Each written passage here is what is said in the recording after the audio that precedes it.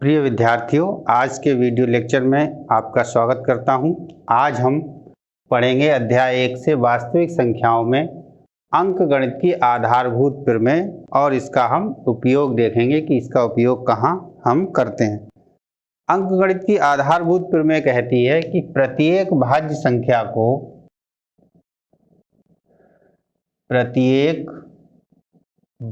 संख्या को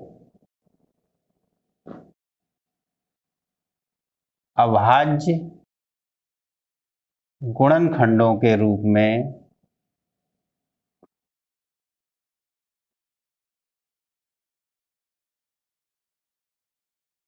व्यक्त कर सकते हैं।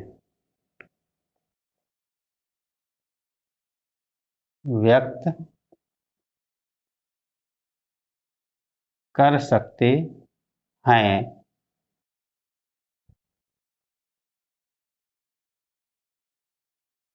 ठीक है, और इसमें हमें क्रम का भी कोई ध्यान नहीं रखना है कि गुणनखंड कौन सा गुणनखंड हमारा पहले आएगा और कौन सा गुणनखंड हमारा बाद में आएगा। यानी और यह गुणनखंड क्रम के बिना अद्वितीय होते हैं।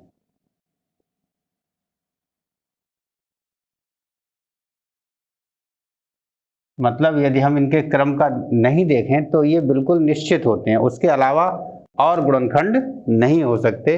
जैसे हम कुछ उदाहरण ले लें, जैसे हमारे पास एक संख्या है 6, तो 6 के गुणनखंड क्या हो सकते हैं? 1 हो सकता है, 2 हो सकते हैं और 3 हो सकते हैं, और 6 खुद हो सकता है। लेकिन 6 को हम इसके अभाज्य गुणनखंडों के रूप में व्यक्त कर सकते हैं।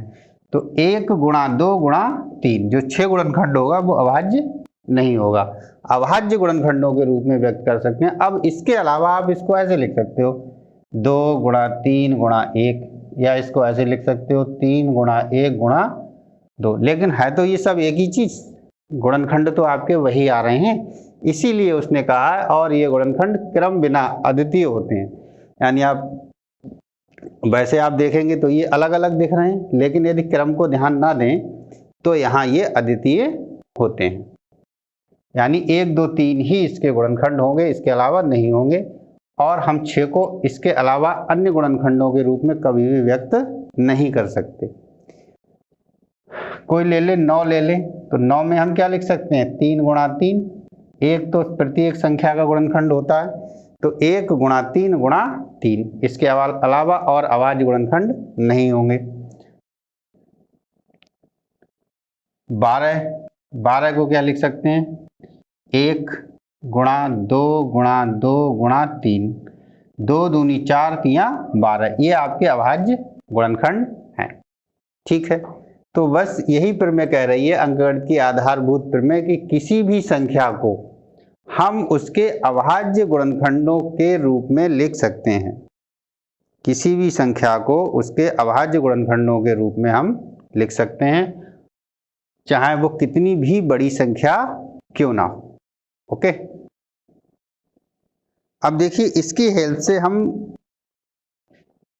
लासा और मासा कैसे निकालते हैं। इसका प्रयोग हम लासा और मासा में करते हैं। अब जैसे यहाँ 12 लिखा, तो हम 12 को क्या लिख सकते हैं? गुणनखंड तो हमारे वही रहेंगे, यहाँ लिख सकते हैं 2 की घात 2 गुणा 3। ठीक, अभाज्य गुणनखंडों की घातों के रूप में भी हम इसे लिख सकते हैं, लेकिन प्रमेय तो वही रहेगी। भाई हमने जो 2 2 बार आया उसे घातों के रूप में हमने व्यक्त कर दिया। अब यदि हम इस तरीके का काम कर सकते हैं, अब जैसे मान लो एक ये ले लो 6 बराबर, 6 को क्या लिख सकते हैं? 1 गुणा 2 गुणा 3,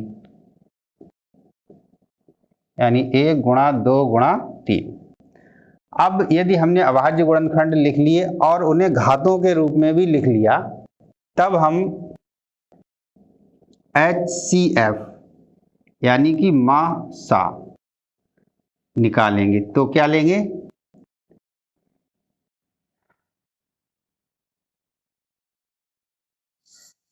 उभयनिष्ठ सबसे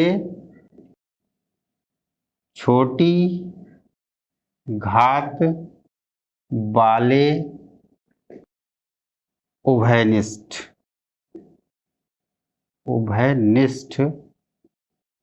गुणनखंडों का गुणनफल।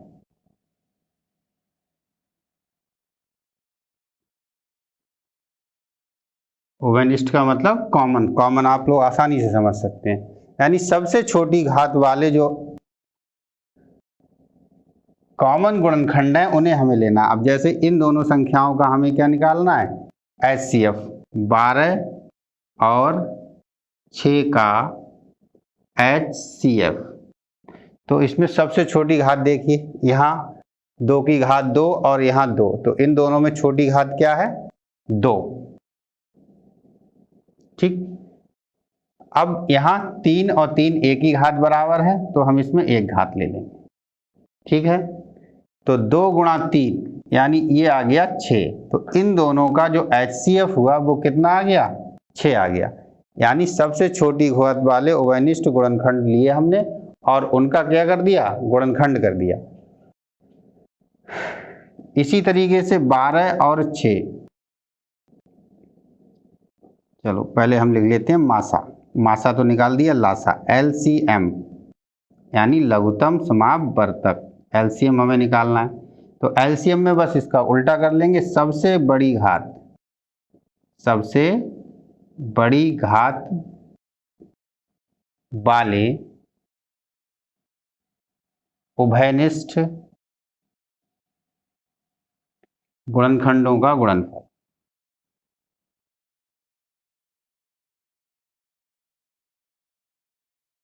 यानी जो भी हमारे कॉमन गुणनखंड हैं उनमें सबसे बड़ी घात को हम ले लेंगे। जैसे यहाँ देखिए 2 की घात 2 है और यहाँ 2 है, तो यहाँ सबसे बड़ी घात क्या हुई, 2 की घात 2, और इन दोनों में बराबर घात है तो हम केवल बराबर घात को ले लेंगे, छोटी वाले को नहीं लेने हैं। तो यहाँ 3 आ गए। अब 2 की घात 2 मतलब कितना हो गया, 4, और गुणा 3, 4 तियां 12।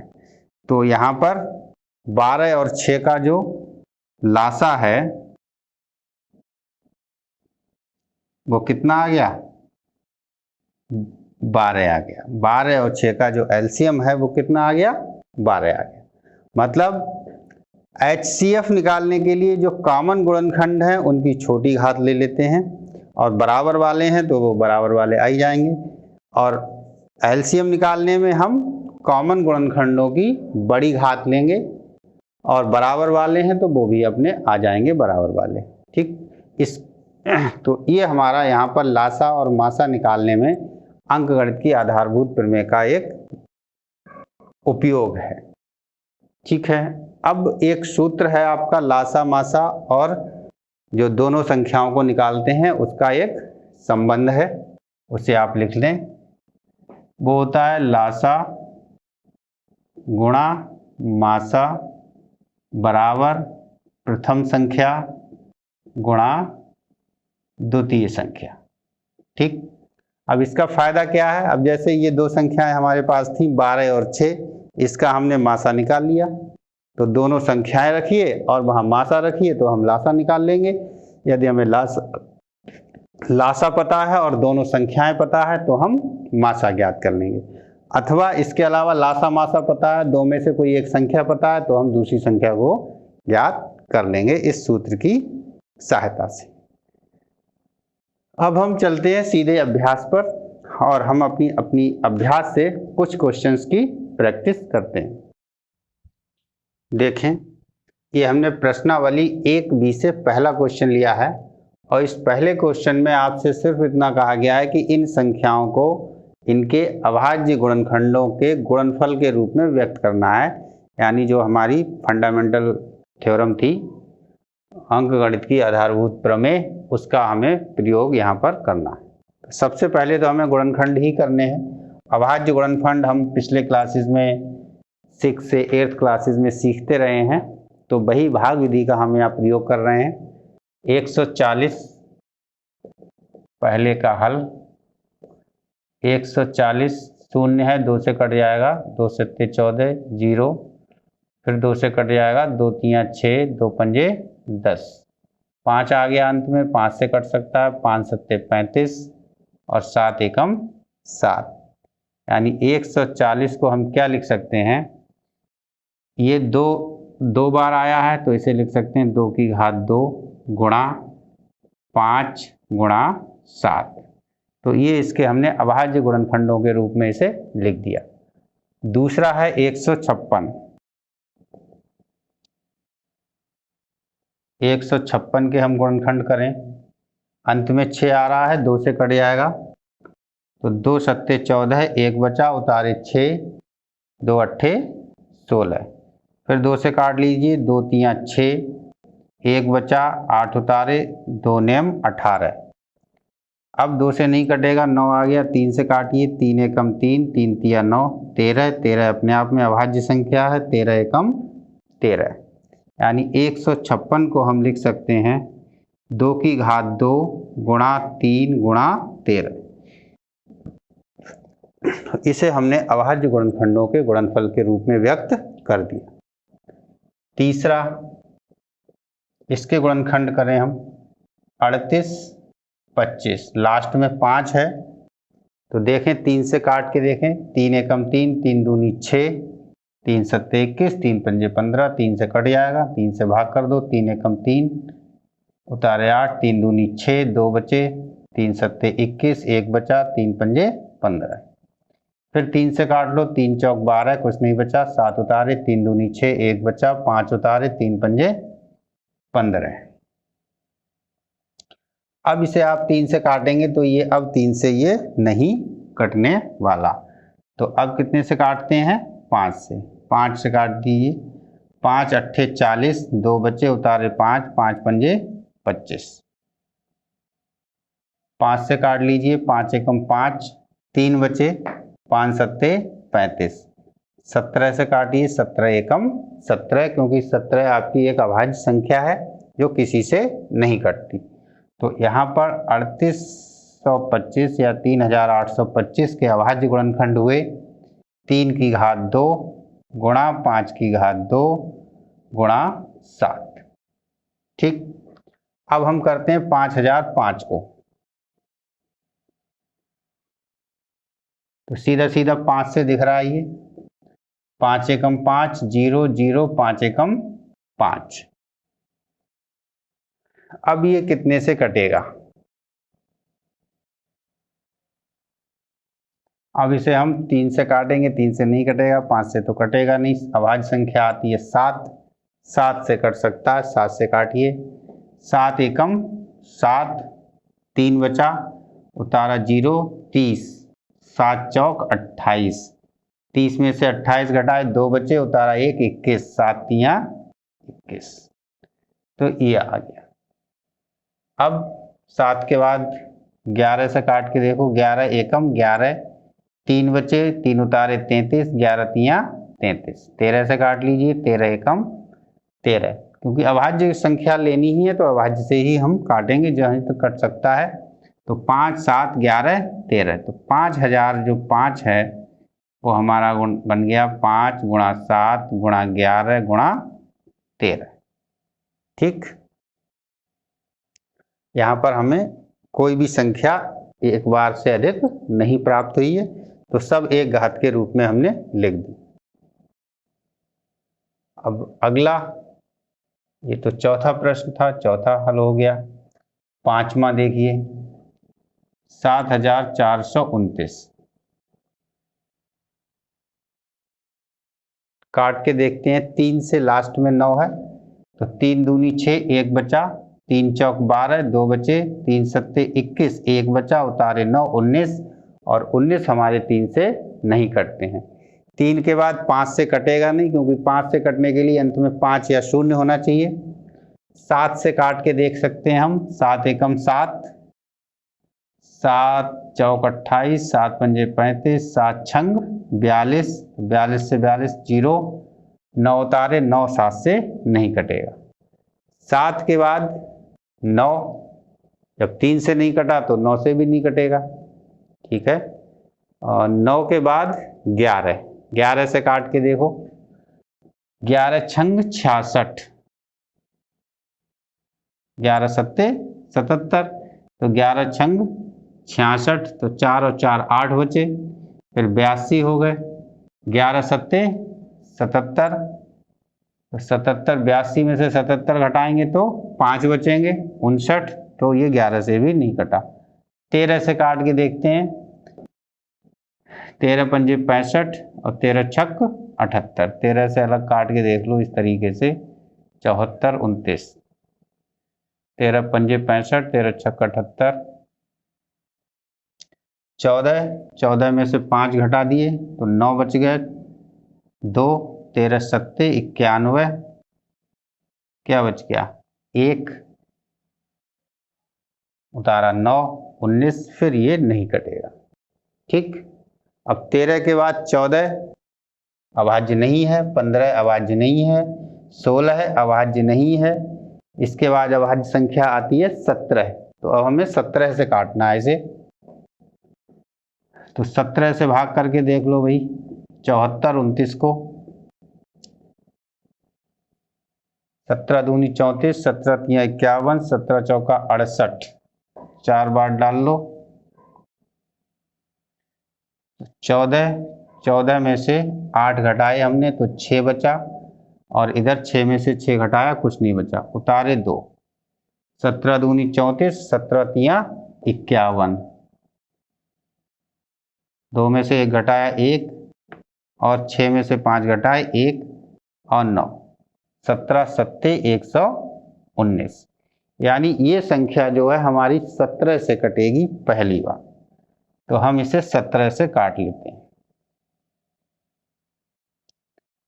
तो 17 से काटा, 17 तिया 51, 17 चौका 68, और फिर 17 तिया 51 और 17 सत्ते 119, तो 437 आया। अब फिर हमें वही देखना पड़ेगा कि 17 से कटने के बाद अब यदि ये संख्या 437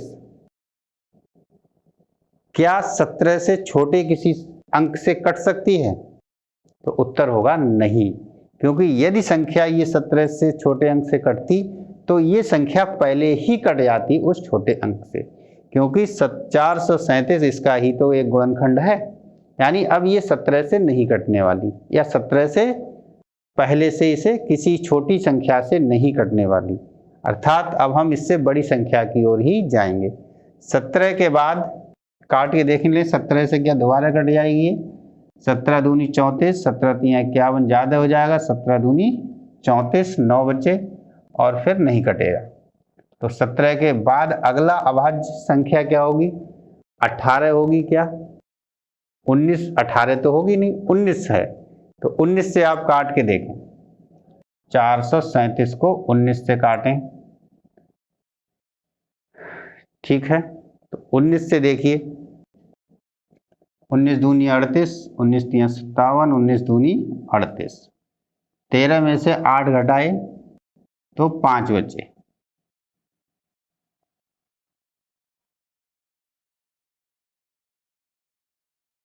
उन्नीस दूनी 3 बार डाल दी, 19 दूनी 38, अब 19 तिया 57, 3 27, यानी ये 19 से कट गई, 19 से कटने के बाद कितना बार गया 23, अब 23 क्या 19 से छोटी संख्या से कटेगी नहीं, 23 केवल 23 से ही कटेगा, 23 एकम 23।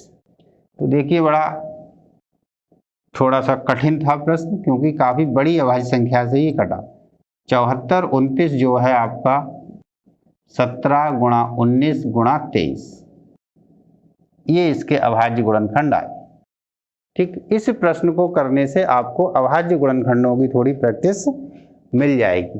पहला चीज तो यही है कि आपको सिर्फ अभाज्य गुणनखंडों से काटना है, यानी 2 3 5 7, 7 के बाद 9 नहीं है अभाज्य, 11, 11 के बाद 13, 13 के बाद 17, 19 और 19 के बाद 23। ठीक, तो यहाँ तक आप जाएंगे तो सब गुणनखंड आपको मिल जाएंगे। तो इस तरीके से हम अभाज्य गुणनखंड कर लेते हैं किसी भी संख्या के। तो आज के लिए हम इस वीडियो लेक्चर में इतने ही क्वेश्चन रखते हैं, या और क्वेश्चन कर लें एक। चलिए एक क्वेश्चन और कर लेते हैं, क्वेश्चन नंबर 2। देखें प्रश्न संख्या 2। पूर्णांकों के निम्नलिखित युग्मों के HCF और LCM ज्ञात कीजिए। पिछले प्रश्न में हमने गुणनखंड किए थे, यहाँ LCM HCF पूछ लिया, तथा इसकी जांच कीजिए कि दो संख्याओं का गुणनफल HCF गुणा LCM के बराबर होता है, जो कि आपको सूत्र लिखाया गया था, लासा गुणा मासा बराबर प्रथम संख्या गुणा द्वितीय संख्या। तो प्रथम संख्या गुणा द्वितीय संख्या का मतलब हो गया दोनों संख्याओं का गुणनफल। तो वही कह दिया उन्होंने, दो संख्याओं का गुणनफल HCF और LCM के बराबर है या नहीं, इसकी जांच करनी है। देखें हल प्रश्न, एक मिनट।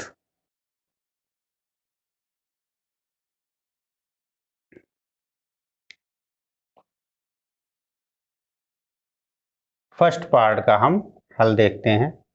26 और 91, यानी 26 के भी हमें अभाज्य गुणनखंड करने हैं और यहाँ 91 के भी हमें अभाज्य गुणनखंड करने हैं। तो 26 को काटते हैं 2 से, 2 एकम 2, 2 तियां 6 और 13 एकम 13। और यहाँ 91 को 7 से काटते हैं, 7 एकम 7, 7 तियां 21, 13 एकम 13। ये हमें पता था, जल्दी कर लिया हमने, नहीं तो पहले आप 2 से काटते, फिर 5 से काटते, फिर 7 से काटते। जब नहीं कटता तब 7 से काटते, यानी 26 के गुणनखंड हो गए आपके 2 गुणा 13, एक को नहीं लिख रहे हैं हम। 91 के हो गए 7 गुणा 13। अब यहाँ से आपको क्या निकालना है, HCF निकालना है। HCF में हम क्या लेते हैं, छोटी घातें लेते हैं कॉमन संख्याओं की। तो यहाँ छोटी घातें हमारी कितनी आ गई, 13। सबसे छोटी घात कितनी आई, 13। कॉमन है उनकी हमने सबसे छोटी घात ले ली। अब LCF में हम क्या करते हैं, सबसे बड़ी घात लेते हैं। तो यहाँ सबसे बड़ी घात भी एक ही है, तो यहाँ हम सबसे बड़ी घात ले लेते हैं। तो यहाँ 2 की सबसे बड़ी घात 2, 7 की 7 और 7 में 13। तो यहाँ LCM में जो कॉमन संख्याएं हैं उनकी तो सबसे बड़ी घात आ जाती है, और बाकी जो शेष संख्याएं बचती हैं हमारी, वो शेष संख्याएं भी हम यहाँ LCM में लिखते हैं। तो HCF तो इसका 13 हो गया, लेकिन LCM कितना हो गया, 13 सत्ते 91, और 91 की हम 2 से गुणा कर लें, 2 एकम 2, 2 नेम 18। तो LCM यहाँ पर हमारा कितना आएगा, 182। ठीक, तो LCM में थोड़ा ध्यान रखना है, बड़ी घात को लेते हैं और साथ में जो शेष बचे हुए होते हैं वो भी लेते हैं। यहाँ बड़ी घात नहीं है, दोनों में एक घात है, तो एक घात को हमने ले लिया, ठीक, कॉमन को ले लिया। या हम ऐसे समझ सकते हैं, यदि हम घात के रूप में नहीं है तो जो कॉमन पद हैं वो हम एक बार ले लेते हैं, और जो कॉमन पद नहीं है उन सभी को हम लिख लेते हैं और गुणा कर देते हैं, तो हमें LCM मिल जाता है। सेकेंड पार्ट का हल देखें, इससे कुछ चीज़ें और समझ में आएंगी। 510 के गुणनखंड कर लो। 2 दूनी 4, 2 पंजे 10, 2 पंजे 10। 5 से काट लो, 5 पंजे 25, 5 एकम 5। अब 51 आ गया। 51 कितने से कटेगा, 3 से कटेगा। 3 एकम 3, 3 सत्ते 21। अब 37 अपने आप में ही ये क्या है, अभाज्य संख्या है, तो 37 किसी से नहीं कटेगा। अब हमें देखना है 92 का। तो 92 में क्या आएंगे, 2 से काट लो, 2 चौक 8, 1 बचा, 2 छंग 12, 2 दूनी 4, 2 तियां 6 और 23। ठीक, तो ये इसके गुणनखंड हो गए। 510 का जरा एक बार चेक कर लो। 2 दूनी 4, 1 बचा, 2 पंजे 10, फिर 1 बचा, 2 पंजे 10। 5 से काट लिया, 5 पंजे 25, कुछ नहीं बचा, उतारा 1, 5 एकम 5। 3 से काटा, गलत कर लिया, 3 एकम 3, 2 बचे, तब 3 सत्ते 21 17 आएगा ये। ठीक, इसको हम इस तरीके से लिख सकते हैं अभाज्य गुणनखंड में 2 गुणा 3 गुणा 5 गुणा 17। 2 गुणा 3 गुणा 5 गुणा 17 एक क्रम में ले लिया, जरूरी नहीं है क्रम में लेना, लेकिन फिर भी ले लेते हैं तो कॉमन लेने में आसानी होती है। यहाँ 2 की घात 2 23। अब आपको HCF लेना है, तो HCF में सबसे छोटी घात लेते हैं, 2 की घात 2 और 2 में जो कॉमन क्या आया 2 आया और कुछ कॉमन कहीं नहीं है, तो HCF सिर्फ कॉमन वाले पार्ट में छोटी घात लेते हैं, तो यहाँ पर HCF कितना आ गया 2 आ गया। अब यहाँ LCM हमें देखना है, LCM में जो कॉमन होती है उसकी बड़ी घात ले लेते हैं, तो कॉमन में 2 की घात 2 लिया, बाकी कोई भी चीज कॉमन नहीं है तो हम सारे अंकों को लिख लेंगे 3 गुणा 5 गुणा 17 गुणा 23। अब इन सब की गुणा करके आपको लिखना है, वही आपका LCM हो गया। तो 2 की घात 2 कितना हो गया 4, 2 की घात 2 कितना हो गया 4 और 4 तियां 12 और 12 पंजे 60, तो यहां तक की तो गुणा आ गई 60। 17 और 23 की गुणा आप कर लीजिए, तो 17 और 23 की गुणा कर लो, तो 17 तियां 51 हासिल 5, 17 दूनी 34 और 5 39। ठीक, अब ये 60 आ चुके थे तो 60 की गुणा और कर लो, तो 0 6 से गुणा करेंगे 6 कम 6 6 नेम 54 हासिल 5 6 तियां 18 और 5 23, तो 23,460 ये यहां पर LCM आ गया। ठीक, तो HCF और LCM हमने यहां ज्ञात कर लिया। अब हमें क्या करना है, यहां पर उसने कहा है दो संख्याओं का गुणनफल बराबर LCM गुणा HCF, इसे भी आप चेक कर लें। तो यहां देख लो, दो संख्याओं का गुणनफल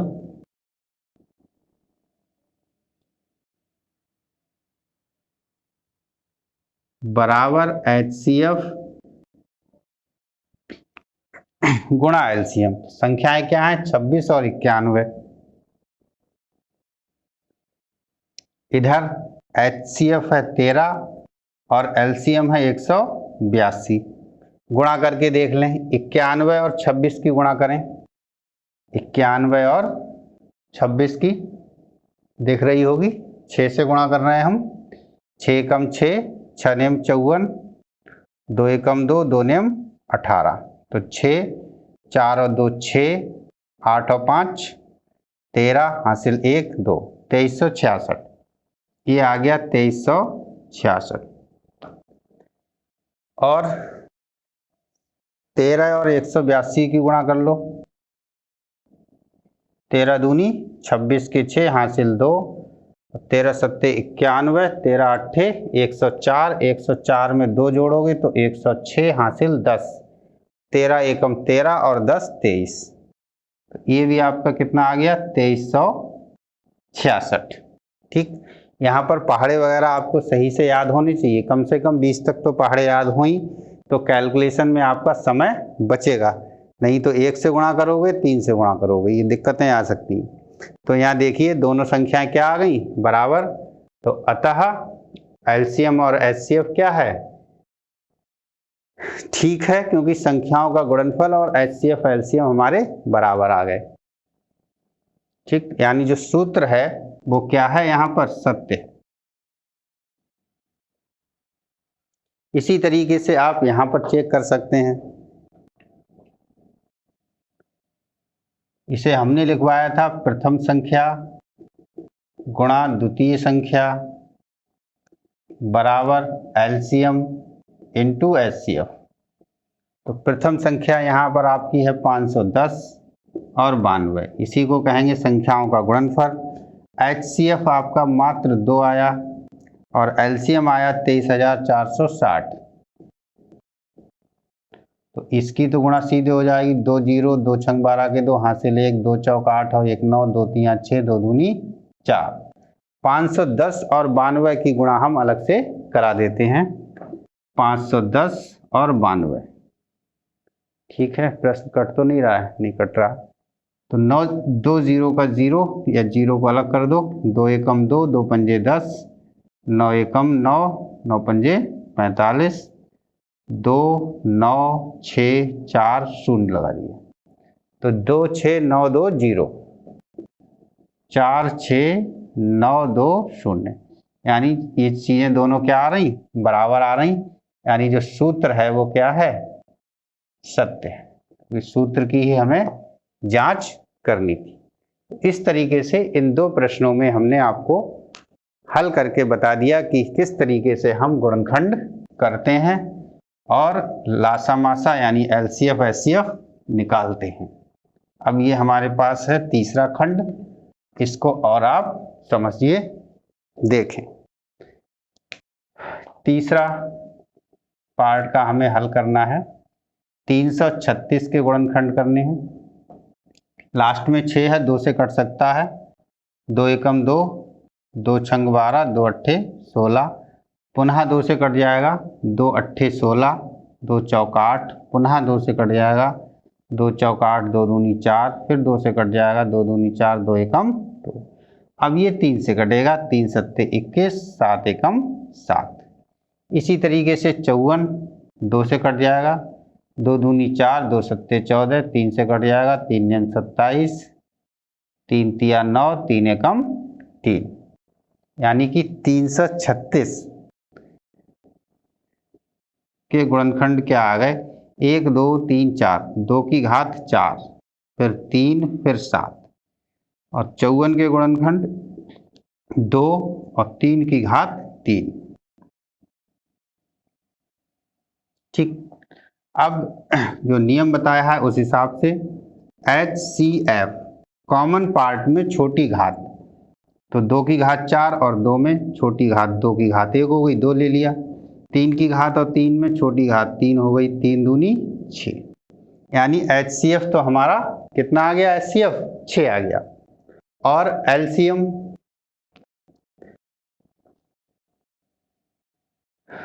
तो LCM को देखिए, LCM हमारा कितना आएगा? LCM में कॉमन पार्ट की बड़ी घात 2 की घात 4, इन दोनों में कॉमन पार्ट में बड़ी घात 3 की घात 3, और जो बच गया उसे भी लिख लेंगे। यानी LCM हमारा 2 की घात 4 आ गया, गुणा 3 की घात 3, 2 की घात 4 कितना हो गया? 16, और 3 की घात 3 27, और 7, इन सब की गुणा कर लेनी है। तो 27 और 4 की गुणा कर लो,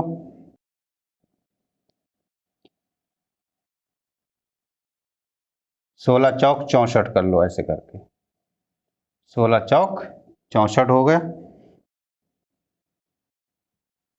नहीं, गलत कर दिया भाई, 2 की घात 4 16, 16 सत्ते 112, और 3 तिया 9, 27, 2 की घात 4 16, और 16 पंजे 80, 16 छक 96, और 16 सत्ते 112, तो 112 गुणा 3 की घात 3, 3 की घात 3 का मतलब 27। इस तरीके से कैलकुलेट कर सकते हैं जल्दी से। 7 दूनी 14 के 4, हासिल 1, 7 एकम 7 और 1 8, 7 एकम 7, 2 दूनी 4, 2 एकम 2, 2 एकम 2, 4 8 4 12 के 2, हासिल 8, 8 और 2 10, 3024। यानी जो LCM है हमारा वो कितना आ गया? 3024 आ गया। अब हमें ये चेक करना है कि दोनों का गुणनफल HCF LCM के बराबर है नहीं। तो दो संख्याओं का गुणनफल,